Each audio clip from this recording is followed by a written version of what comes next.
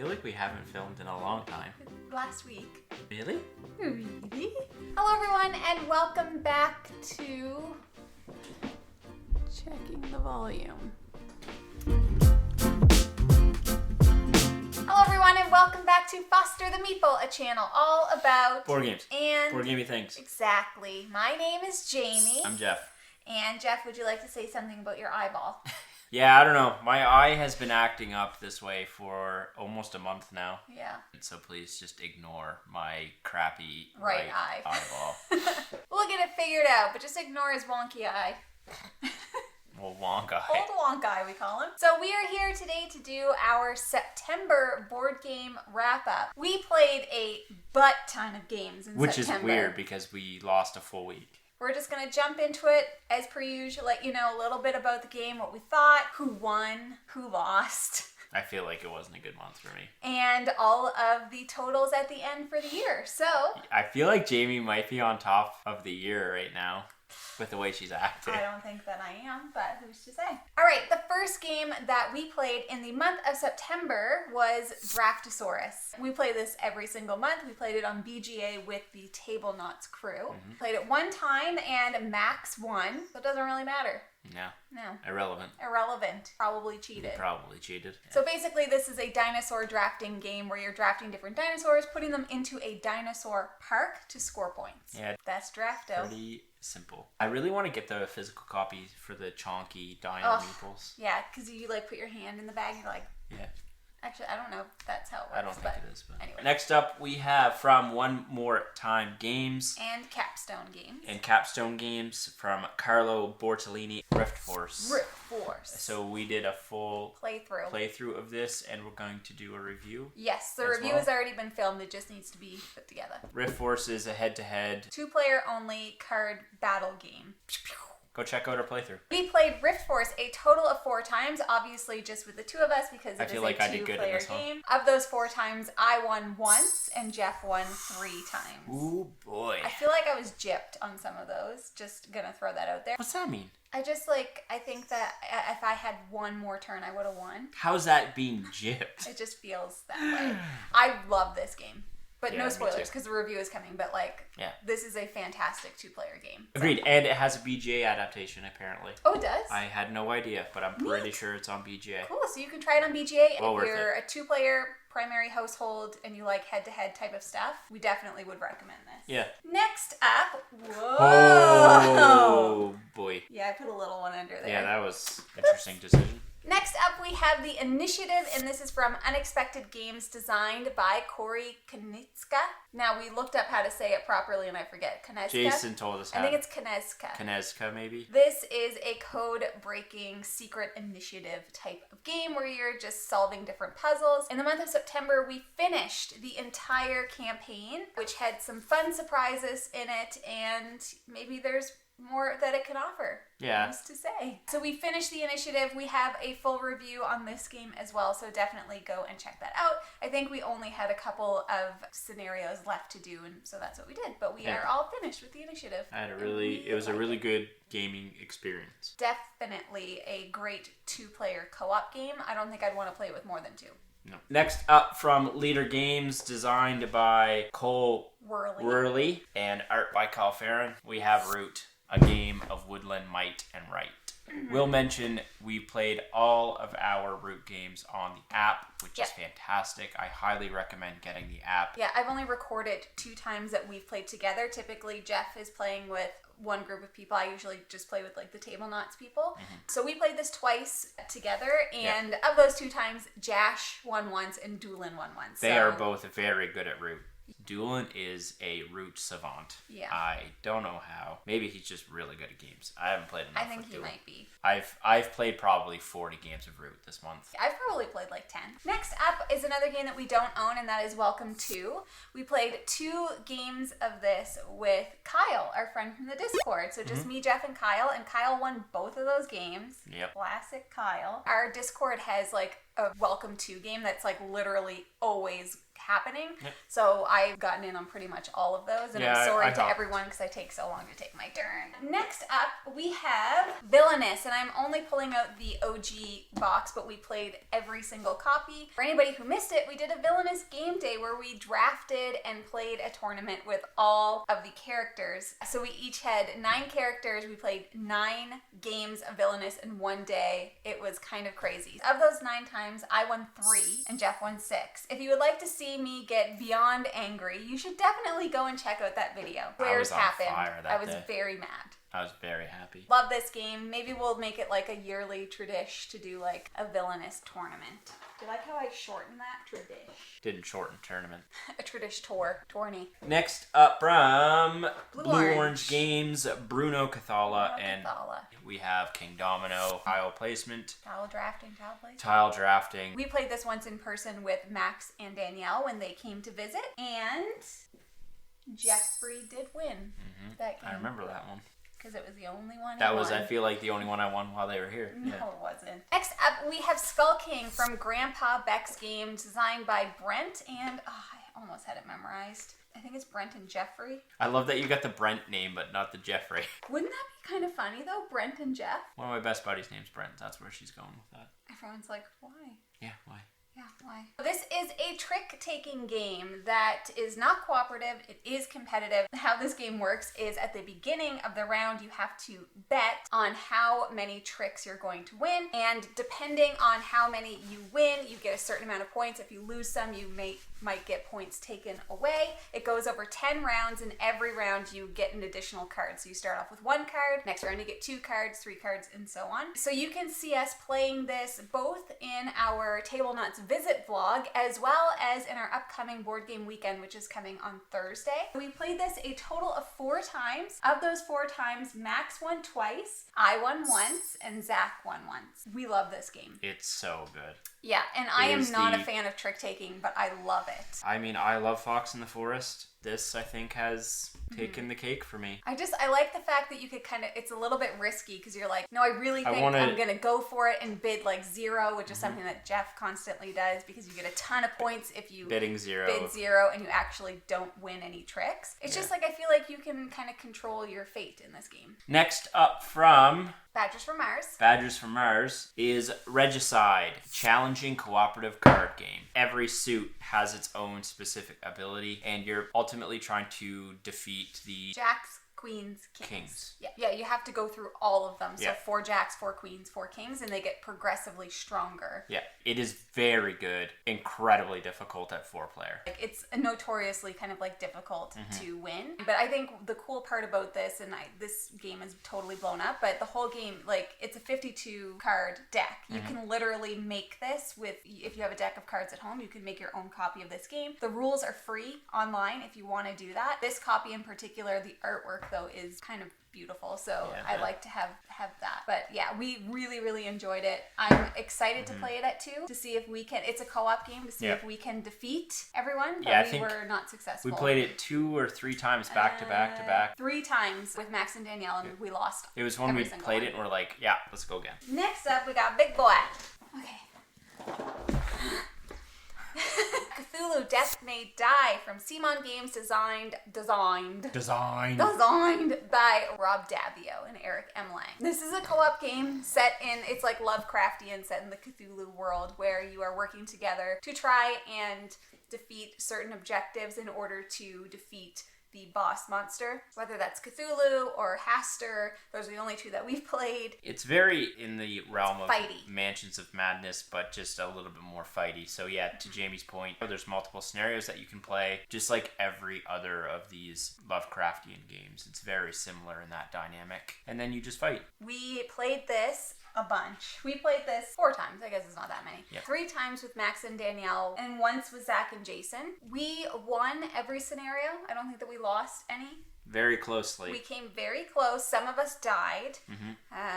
A lot of us died. If you're asking for my opinion, I still prefer Mansions of Madness over this. We will have more coverage on this month because it's spooky season. A game by Wolfgang Warsch, Alex Haig, Justin Vickers. We have Wavelength. So Wavelength is a party game. This box basically opens up and there's a big dial. And you're given a clue that says hot, cold. And you'll have a spectrum that you have to get your partner to turn the dial to. And so you have to give them a clue so that your hot and cold clue will give them an idea of where that spectrum lies. So it might be ice cream, which would be on the very far cold side, or, it might be melted ice cream. Yeah, something like that. Ice cream. Melted ice cream. We played this once with Max and Danielle, and Jeff and I won. We're amazing. So another party game, and that is Just One. Designed by Ludovic Rowdy and Bruno Sauter, the designers of Seventh Continent. Yeah, it's crazy to me. Just blows my mind. And published by Repo Production. Everybody writes down one word to go along with a clue. If two people write down the same word, they are eliminated, and then whatever's left is what gets given to the guesser. In Jeff's case, he almost always either got one clue or no clues. I think they did it on purpose. So we played this a total of 5 times, 4 with Max and Danielle, and once with Zach and Jason for Board Game Weekend. There's no real winner or loser. You try to get up to 13 right. Collective. We never got 13, but we had a bunch of fun regardless. Next up is a game that we do not own. Ugh. This is a game, never will. This is a game that Max bought while he was here because Max and I had fun playing this on BGA. Danielle and Jeff were not so enthused, but we're like, maybe in person it will be better. The verdict was it was not better in person. Do you like it? I don't mind it. I think it's an okay game, and that is Skull. Skull is basically like is it bidding? Bluffing? Bluffing. Kind of like a bluffing game where bluffing. You have these circle coasters, and some have flowers and some have skulls, and you lay them down secretly, and then somebody will challenge, and then you have to go around and flip up the coasters, and if a skull comes up, then the challenger loses. Once you lose a certain amount of times, then you're out. We played this once in PEI with Max and Danielle, and I won. I don't even know how, but I sure did. So there we go. Probably not one that you'll see come up on a wrap-up again. Max was like, I'm going to leave it here, and we're like, don't leave that game here. Yeah, I don't need any coasters. Yeah. All right, next up from Pandasaurus and designed by Steve Torres, we have Brew. Brew baby. Brew baby. Brew is a very mean take that. Dice placement, area control, I think is fair. Take that, screw somebody over. Yeah. Cute animal. And you're trying to control these areas and have certain animal types in front of you in order to score points, basically. Yeah. And it's that adorable. We had a ton of fun with. That's Brew baby. Definitely was one that I enjoyed. A ton. And we haven't played it at 2 yet. I'm really looking forward to playing this at 2 because it's literally just going to be a bloodbath, and I cannot wait for that. We only played this one time with Max and Danielle, and I won. We have another party game, and that is Monikers from CMYK. Monikers is a kind of almost a charades variant of a game where there's 3 phases. First one, you're trying to get people to guess the word on the card. You could say whatever you want. Second, you have to get them to guess the word on the card by using one word. And then third, you're doing charades to get them to guess. This game is a freaking blast. I love this game. It was one of our favorites from Max and Danielle's visit. I think almost all of us put this either at 1 or in the top 5. And we played it a total of 3 times when Max and Danielle were here. Of those 3 times, Danielle and Max won twice, and Danielle and I won once. So none for Jeffrey. But to be fair, the first game you weren't really into it until we got to the charades. Yeah, I didn't really know. Yeah, I felt a little uncomfortable at first, but if you don't like to be put on the spot, this probably isn't the game for you. Next up, we have one of my favorites of all time from Stonemaier Games, designed by Jamie Stegmaier. We have Scythe. I love this game. I love this game so much. Kind of retelling of 1920s industrial era. You're basically playing a faction with mechs, resource management, area control, gaining popularity and fighting, and again, building stuff. I love the theme. I love the gameplay.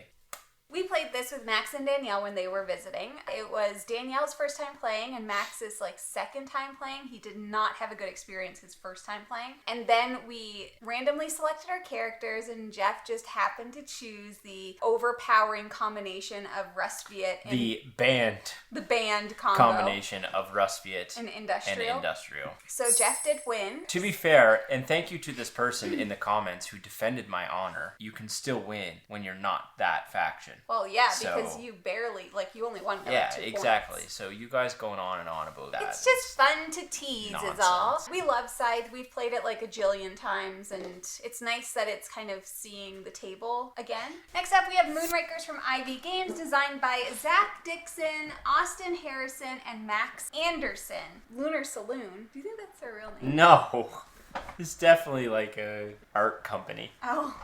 It's like Prospero Hall issue all over again. Moonrakers is a space-themed game where you are negotiating with other players to complete contracts in space. You're basically Right. building out your ship. You're Yeah. designing your ship with different components, which You're allows hiring you crew. to hire crew in order to complete contracts. And contracts are specifically designed so that you can't necessarily beat them on your own. So there's a forced element of negotiation that has to happen each time you grab a contract. So you would go to someone else at the table and say, hey, will you complete this contract with me? This is what I'm willing to offer you. We've played this twice. We played it once with Max and Danielle won, and we played it on this past board game weekend with Zach and Jason, and I won, and it was a great victory. Overall, I think we are both kind of a mid-range for this game. It's not a love I'm because we lukewarm don't on it. love negotiation. That mechanic I really struggle with. It's a beautiful production. It's definitely one that if someone says, hey, can we play that? Oh, yeah. I'll be like, yep, For sure. let's do it. I don't think it's ever one that I'm going to gravitate towards. Next up from Fuhrland, designed by Uwe Rosenberg, New York Zoo. Nah. New York Zoo is I can never pronounce the word.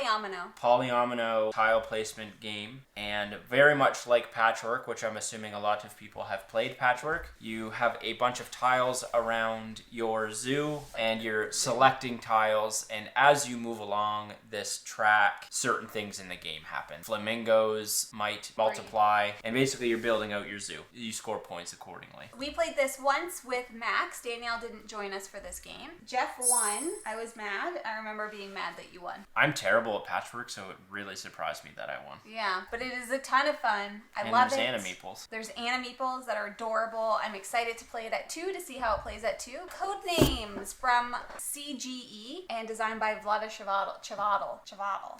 He did that one too. Ding. Anyways, this is another party game that we played with Max and Danielle. You have a grid of words. One team is trying to get each other to guess certain words. The other team is doing the same. This is a super popular game. I'm sure you guys know all about Codenames. This is a game that we never liked for the longest time until we played it with Max and Danielle. I've actually warmed up significantly to this. And we played this once, and Max and Jeffrey, Team Max and Jeff, won this. Danielle and I came very close, but we just couldn't pull it out in the end. Next up is from Stronghold Games, designed by Wolfgang Warsch, Sean Gone Clever. Gone Sean Gone Clever. Sean Clever. Sean Gone Clever. That's pretty clever. This is a roll and write. The sole purpose of this is to score as many points as possible. Each dice, as you can see, is colored, which has a different section on your scoreboard, and they score differently. It's all about optimizing your dice. Yep. Because if you pick a certain thing, then it might give you something else, which may trigger something else. So it's all about those triggers. All about them combos. All about them combos. So we played this one a total of 6 times, and of those 6 times we played 3 of those with Max. Of those times, Jeff won twice, I won 3 times, and Max won once. And I've also played this 4 times on my own. Jamie solo. dove into this game.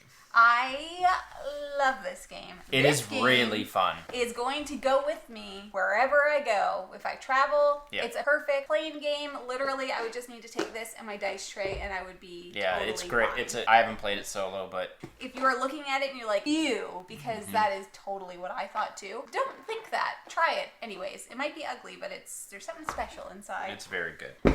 We have the Lost Ruins of Arnak from CGE, designed by Min and Elwin. We played this once with Max and Danielle. It was their first time ever playing. This is a worker placement deck building game in the jungle where you are trying to score the most points by researching and fighting guardians and collecting cards and all of this stuff. So yeah, we played this once and I won because I'm amazing at this game. Just kidding. I think it might be the first time I've ever won this game. I love this game. Jeff has cooled on it significantly since we first started playing it. He prefers Dune Imperium. I think there's a place for both, and if I had to choose between them, I would choose this one. It's not even close for me. All right, next up from Lablud, Alexander Nivisky and Oleg Sidorenko, Mysterium Park. So this is the third or fourth time we've played Mysterium Park. One person is giving clues with abstract cards, and you have to guess a series of events that occurred based off of those cards. I don't know where I stand with this game.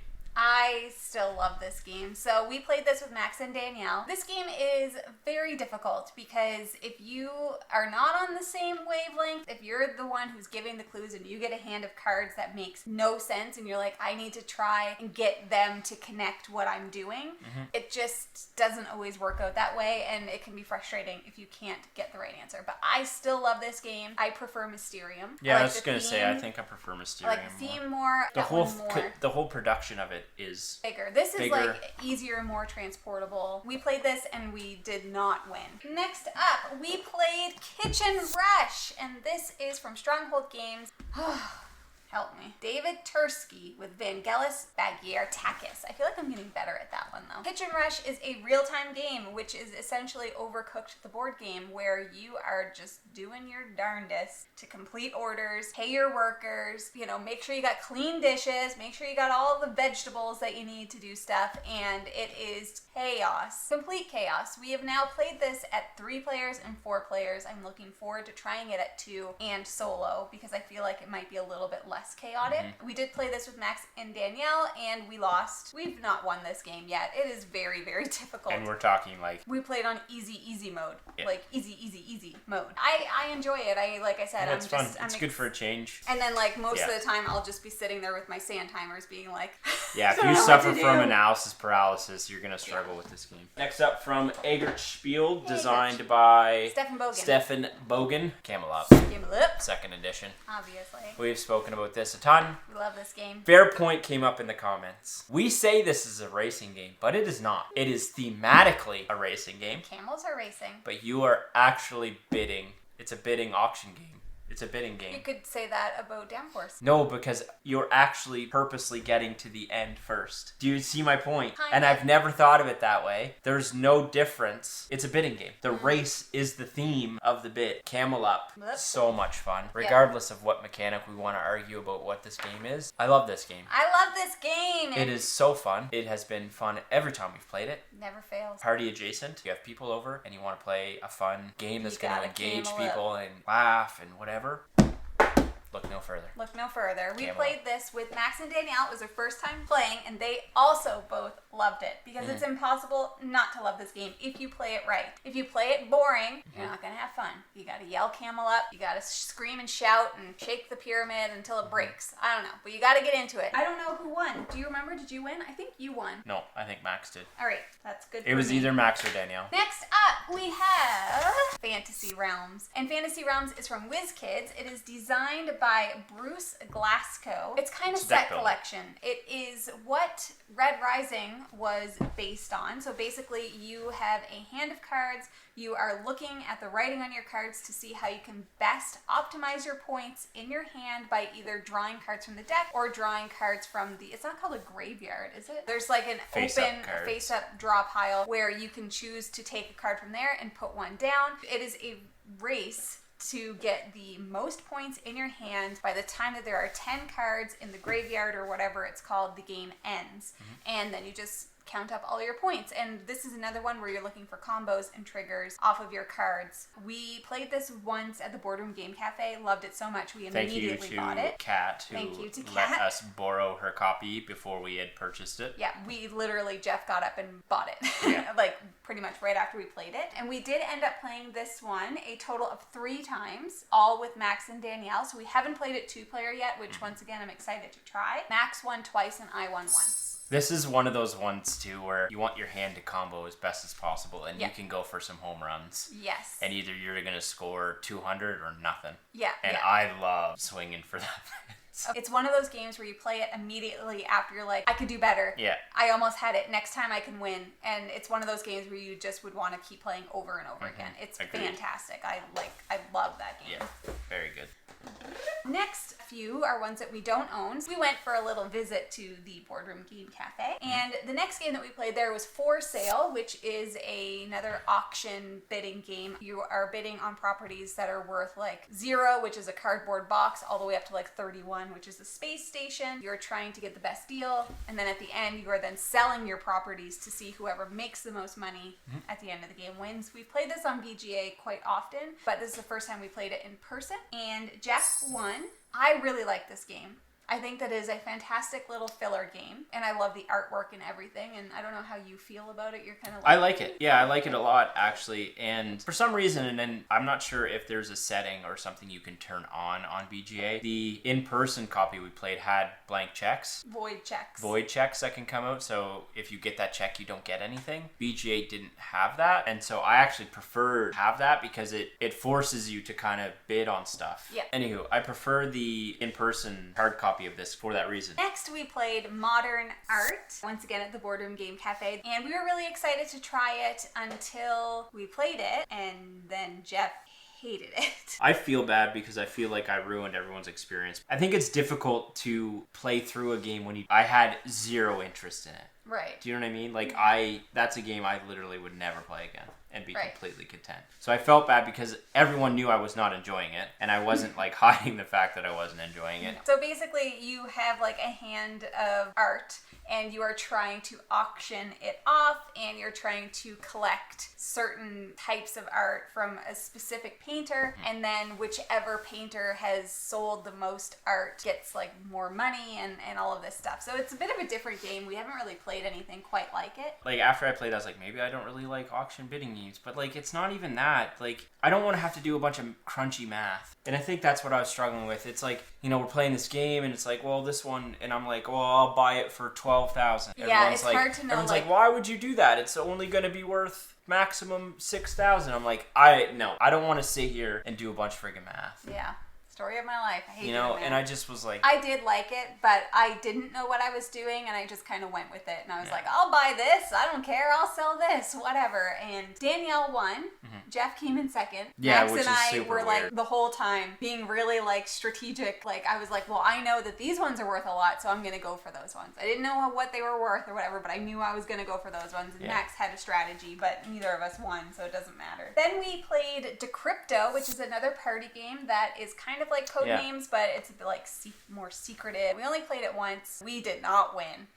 We didn't even come close. Max and Danielle won. Yeah, you basically have to give code words. So you have like 4 sets of like words or 3 sets of words that you have to get the other person to guess. And you have to be vague enough that the other team can't guess your words, but not too vague that your partner can't. One of our words was job and the other one was candy, and Jeff wrote fair. And I'm in HR, so I immediately thought, oh, job fair. But he was thinking like a fair, like a carnival with candy. Next up from Griffin Games, designed by Benjamin Pinchback and Matthew D. Riddle, we have Fleet the Dice Game. Fleet the Dice Game is a roll and write in similar style of That's Pretty Clever. You're rolling dice to fish, essentially, and collect fish from your boats. Sell them at the market. Unlock more boats to get more fish, and then you're just kind of comboing everything to score as many possible points at the end. Yes, this is a very intense roll and write. There's so much going on. Yep. It is a little bit overwhelming, but it was super fun. Like I had really really liked it. It's kind of like if you played a bunch of That's Pretty Clever or something like that, and you want a next step up, this I think would be the next step up. So we played this one just once, and Jeff won. We played it with Max. Next up, we played Codenames Duet. This is from Vlada Chevadel and Scott Eaton, CGE again. This is one of the games that was on our challenge, our Shelf of Shame challenge that we knocked off. Jeff and I just played it once, and we lost. It's not easy. No. It's a lot harder than I thought it would be. It was way harder than I thought it would be. And we're not into the campaign or anything. We just wanted to play it to see kind of like how it would play. Same same mechanics as regular Codenames, but we are both trying to get each other to guess words, and some of our words are the same and some of them are different, and some of our assassin cards, like I might have an assassin that I don't want Jeff to guess, but it might be one of the words he's trying to get me to guess. So I liked it. Jeff, you weren't super into it. I want to play it some more. I think I prefer regular Codenames right now. I know a lot of people say that Codenames Duet is their preferred way to play Codenames now. I didn't get that impression when we first played it, but again, we've only played it the one time. Yeah, it's too early to kind of make that call, but I wasn't blown away by my first experience. Aw. Guess who's back? Back again. Bullet's back. Silver Bullet, Bezier game.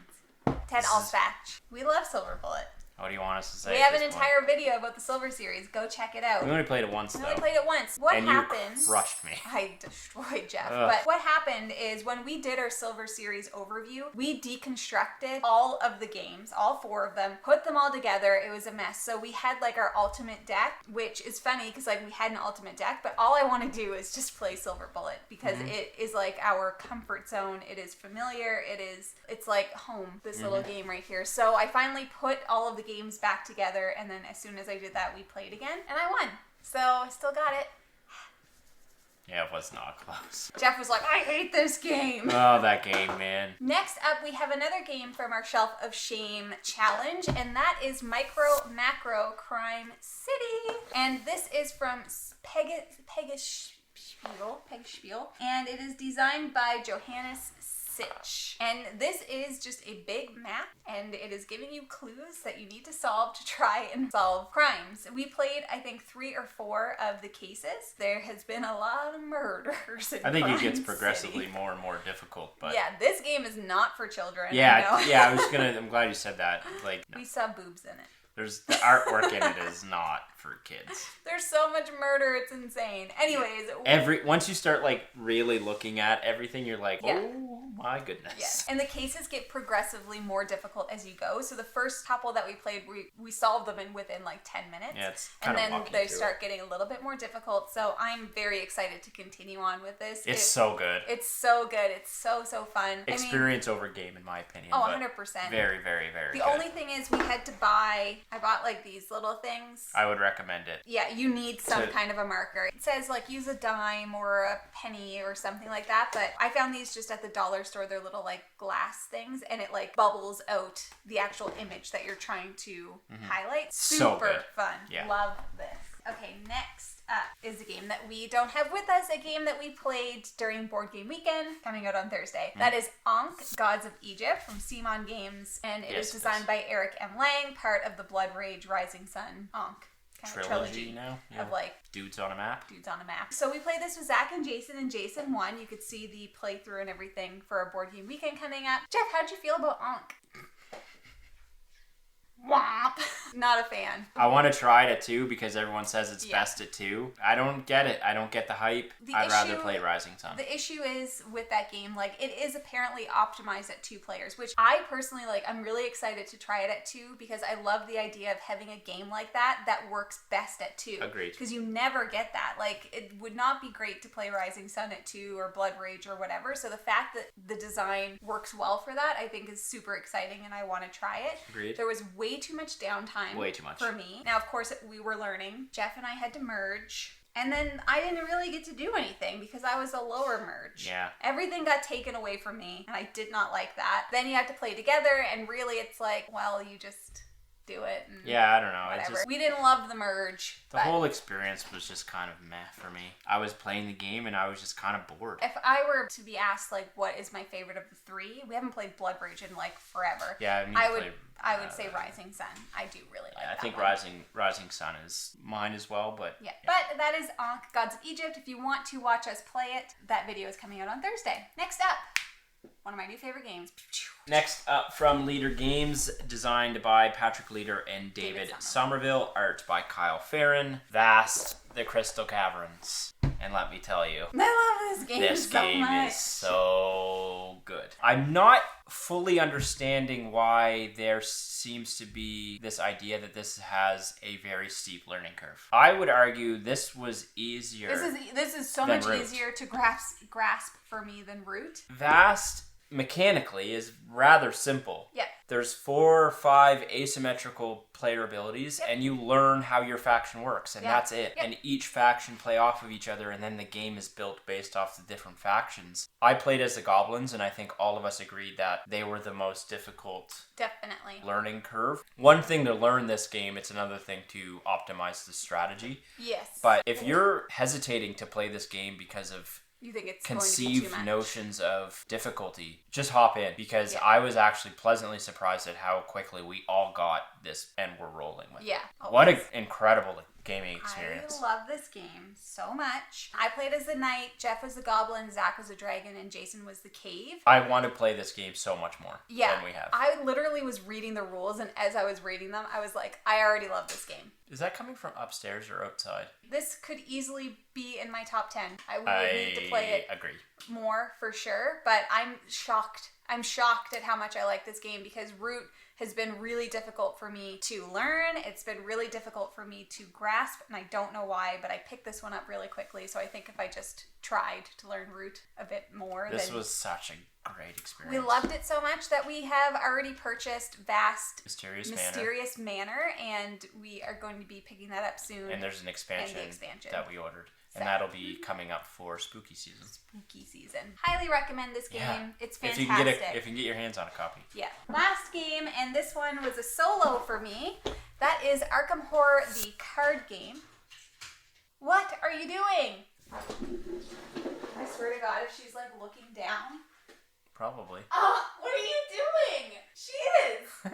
Hey, Bean! Arkham Horror, the card game, just like Vast, which I don't know if I mentioned, was on our shelf of shame games that we had to play. I played this one solo while Jeff was away this past week. One thing that we did realize is we have actually played this game before, which Jason reminded us of because we played it with him once, but we totally forgot. So I wanted to make sure that I at least got through a solo playthrough of this. This is a living card game. It plays very similarly to like Marvel Champions and of course like with the theme of Cthulhu, Lovecraft, kind of plays like Mansions of Madness. You are exploring things, trying to collect clues and get through an agenda and an act before you get consumed either by insanity or you run out of health because there are different monsters and ghouls and things that are popping up and attacking you. It was really good. It is a bit to get your head wrapped around because there's a lot of iconography and like there's literally a learn to play and then a rules of reference, just like Mansions of Madness, where you're like, oh, well, what does this keyword mean? Because there's a lot of keywords, and what does this token mean? And now what do I do for this? So pretty much my entire play of this was me being like, cool, looking it up in the rule book. Right, gotcha. And then continuing on. And I played solo and I played with one character, and I guess it's easier if you play with two. I played with Wendy Adams. I made it to if you know the game, I made it to the very last act or agenda. So I was very close. I had the final monsters out. I was very close to winning, and then I got hit one too many times and I died. I'm excited to play it more. It's a dangerous road. Yeah, it's very thematic. It's very difficult, but I think I'd like to play it with Jeff and just see kind of how far we can go. So that is Arkham Horror, the card game from the shelf of shame. So, did you say who it was by? Nope. Fantasy Flight Games, and it is designed by Nate French and Matthew Newman. Other than that, like we've already talked about, we played Root on the app a bunch. We played some BGA games.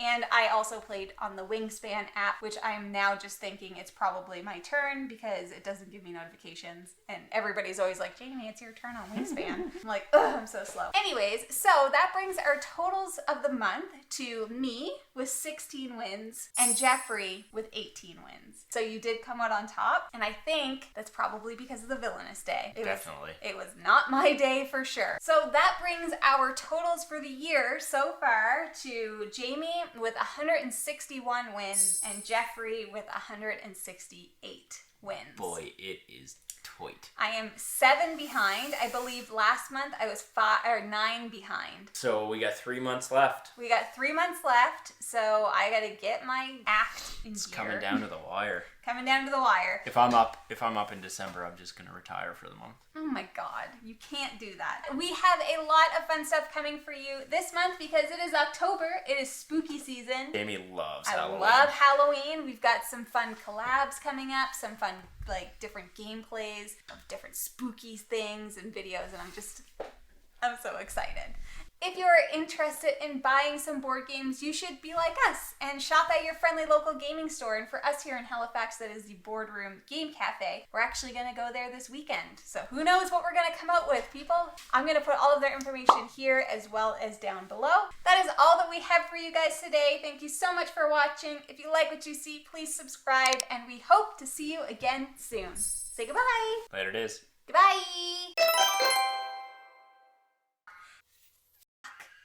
Are you kidding? Literally every single time? Why are you the way that you are? Come on then, go. Hurry. Go. You don't have time for your nonsense. I've been away all this week, and I forgot how many animals we have. Do you know what was nice the past week? Not hearing Alec go. Having no animals. I didn't have to worry about any cat hair on any of my clothes. It was glorious. Well, now you're back. Back again. It's not a secret. I didn't spoil anything. Next up. Just give me a second. Does it burn? Feels like someone scratched my eye. Maybe that's what happened. For 4 weeks? Yeah, and it just never healed because you keep poking your fingers in it. What is it again? Badgers from Mars. I'll never remember that. You'll never remember Badgers it. from Mars. This is a game. And Max dies very quickly in this game. Yeah, that's what we learned while they were visiting. Max dies quick.